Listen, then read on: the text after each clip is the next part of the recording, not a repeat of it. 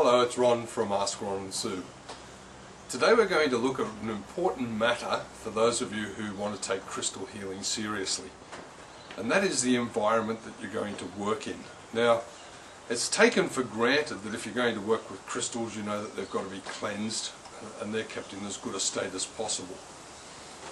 And then if you're going to work with crystals, you're going to need an area that you're going to work in. But let's just, before we get to that, cover one other area, and that is the use of just like a single stone for its healing benefits. And that's where you've selected a crystal and you're just going to wear it or carry it for that particular healing property. In this case, all you have to do is make sure that that particular stone, that particular crystal is being cleansed, and that and from there it's just a matter of carrying it or using it appropriately. But then we come to the next level, which is the laying on of stones. Now here is where you are going to work perhaps with friends or family, or you might want to go to that next level and become a professional crystal healer. At that level it really does pay to have some sort of qualifications, but that's just getting a little bit ahead of the game at this stage. What we're looking at is just those people that are seriously working with crystals and want to use their healing energy for their own benefit, to benefit some friends or their immediate family. Now, if you're going to work at home, you may just be working with a small part of a room, or you might be working with a whole room that's dedicated to your practice, or you might be able to have a whole separate facility. The important part here is that you look and act professional.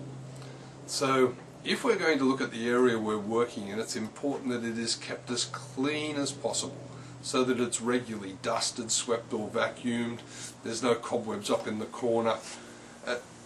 Basically, I know it's common sense and we shouldn't even have to say this, and I'm surprised but it does keep coming up. It's absolutely critical that that work area is clean and neat as possible. It's just like when you go to the doctor. If you go to the doctor and you go into a nice clean premises and everything's professional, you immediately feel at ease, and that's part of your treatment. But if you go into some down in the basement, dirty, dungy little hole, and the doctor's got dirty clothes on, you're immediately at unease. In fact, you want to get out of there as quickly as possible.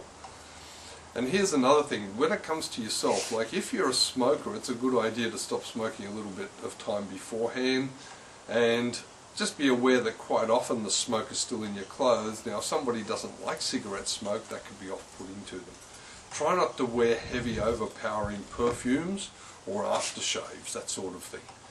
So basically, it all comes down to just that simple little common sense thing, making sure that the environment is properly clean, is as clean and neat and tidy as you can keep it, making sure that your personal presentation is clean, neat and tidy and looking professional, that the crystals or stones that you're working with have been cleansed, and that if you're using, for example, like a massage table and you put a cover over it, that you use a clean one every time. Common, simple steps, absolutely just the application of common sense, and that's all we really need to do, and be as professional in our manner as we possibly can. That's it for today. Thank you.